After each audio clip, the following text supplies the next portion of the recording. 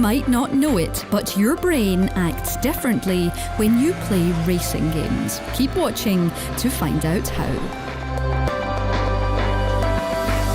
Sometimes when you play a game, you enter a different frame of mind. You might spend hours obsessively repeating the same track to beat someone you met once in real life. Or you might erroneously think that you've actually spent hours and days learning every twist and turn of the Nürburgring in real life, even though you can't drive and you've never been to Germany. And the thing is, you're not alone. These are things our brain is predisposed to doing, and that's exactly what we'll explore in this video. As ever, all the links to the relevant studies are in the description. And before we get started, don't forget to subscribe to Logicool G and ring the notification bell for more videos about everything to do with games. Here are 5 ways your brain behaves differently when you play racing games. Let's dispense with the starting line analogies and get straight to the interesting stuff. Games, and especially racing games, tell us a lot about how and why we're competitive. A great explanation of this is found on Jamie Madigan's Psychology of Gaming site.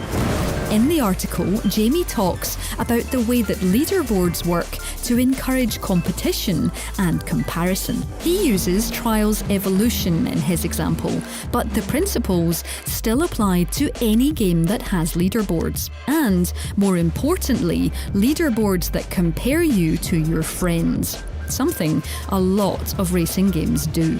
Because, as Madigan points out, we're far more likely to want to compete against people we know. This is called social comparison theory, and it was first proposed by social psychologist Leon Festinger back in 1954. As humans, we just love to hear information about ourselves and our performance. The fans really seem to enjoy that. You made it look easy. And if we can't get that direct feedback, we look for the next best thing by comparing ourselves to the people we know. Research has shown that we like to be compared to smaller groups of people, and the effect is more potent when those people are familiar to us, because it's suddenly more meaningful.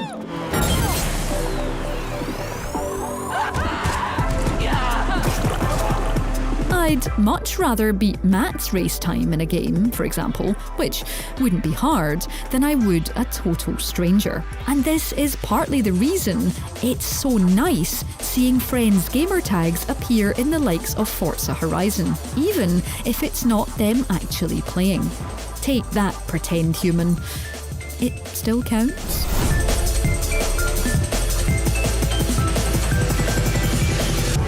When people talk about being happy to go with the flow, they tend to mean they're just relaxed enough to follow the crowd, and they haven't organised their day in a spreadsheet. But when it comes to game design, and I'll audibly cap it up now, flow is a little more purposeful.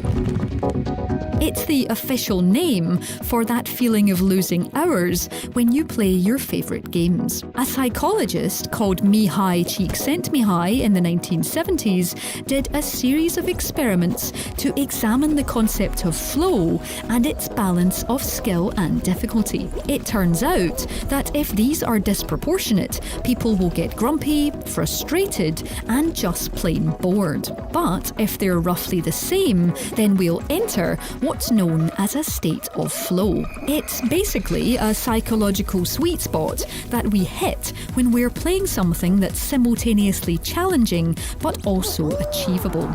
Csikszentmihalyi worked out a series of characteristics that can be found in tasks that engage flow. These, it won't surprise you, fit perfectly within the best driving games. First off, tasks should have concrete goals with manageable rules. Winning or beating a lap time is crystal clear. Secondly, the task should be within a person's capabilities. This is especially interesting given that driving games often offer up a choice of control methods, meaning that if you were sitting with a wheel and paddles, you could opt for more granular controls. But you could alternatively arm yourself with a pad and be just as happy to play. Jamie Madigan of the aforementioned Psychology of Games states that the assists available in games like Forza mean that as long as a game can let you set your own capabilities, flow will follow. Flow also works best when we have a clear idea of feedback and just how well we've managed to meet our goals. Where better then can we see our successes, or indeed failures, than on a grid of lap times measured down to the millisecond. Driving games fuel our desire for competition and make it very clear if we've won or lost. Hence, engaging perfect flow goals. Once again, it's the Silver Arrows who take top spot. A well-earned victory for Mercedes. So, racing games can deliver a perfect sense of flow and make time dangerously disappear. But that's not all they do to our brains. Games as a whole empower us. They give us control, agency, power, and autonomy in an understandable world. It's intoxicating. But we don't need a BFG to feel empowered. Driving games can do it too. Regardless of whether players can actually drive or not, the feelings elicited by pixelated racing are all down to a series of exceptionally smart design decisions. In an article on Gamma Sutra called A Rational Approach to Racing Game Design, Luke McMillan breaks down, pun intended, the elements that truly make players feel like they're taking over the world when they put their pedal to the metal. These are basically the lap-based versions of our video of design tricks that you never knew devs were pulling. These obviously depend on the type of experience though. More realistic racers will make it more challenging for the player, while arcade-style titles will constantly sacrifice reality for empowerment. Devs understand that you don't want to spend your entire time with your foot on the brake, so they design with that in mind. Road markings are laid out for the illusion of speed, and in arcade experiences, corners should always be on camber. McMillan mentions Daytona USA, which used on-camber turns to allow for otherwise impossible entries and exit speeds. These were specifically designed for the dopamine hit they would provide non-drivers who actually have to do very little to feel like they're acing a lap. A new winner! Our next entry relates not only to driving games, but the sense of being in a different world that comes from playing with a peripheral.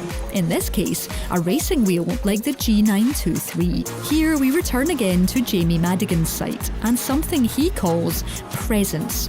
Essentially, the heightened sense of being in the game rather than just playing it. When this happens, we tend to ignore the technology that separates us from the game world, meaning that we're more likely to enjoy it on an intuitive, immediate level.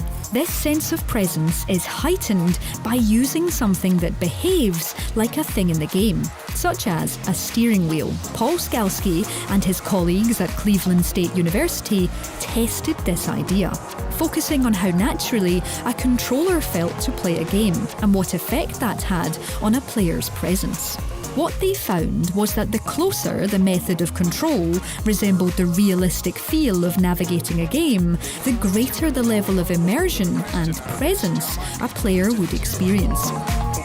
A steering wheel, for example, represented what the team called realistic, tangible, natural mapping. In other words, a real object that behaves in the same way as its in-game counterpart. The study showed that when this type of controller was used, players were more likely to report feelings of being in the game. It's perhaps an obvious point to say that using a wheel will make you feel like you're actually racing, but it's nice to have the science to back it up. Hey boss, this is Jeff. Just wanted to say thanks for trusting me as your race engineer. I won't let you down. And finally, the most important question of all, can driving games make you a better cook? Well, yes, sort of. Hello, Chef. Good luck today.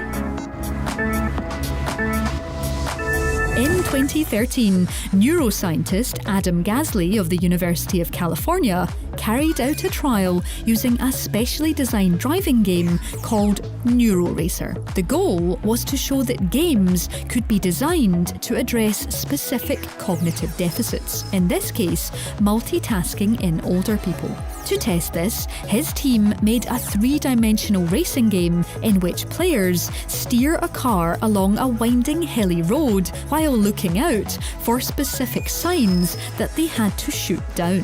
The game that you're seeing here isn't the same NeuroRacer because it's not commercially available, but another educational game with the same name that also tests our ability to multitask, albeit in a different way.